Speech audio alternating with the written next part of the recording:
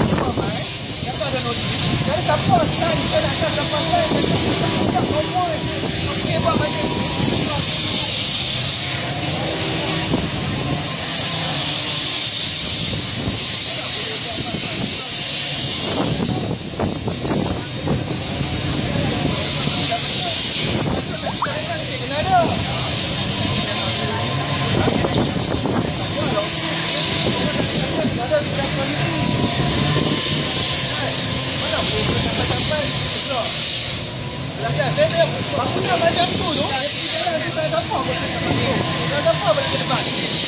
Buat macam apa macam bangunan tu, sampai dapat buat macam tu. Tu saya nak kena Cina tu. Orang ramai bukan siapa pun tak boleh balik tu.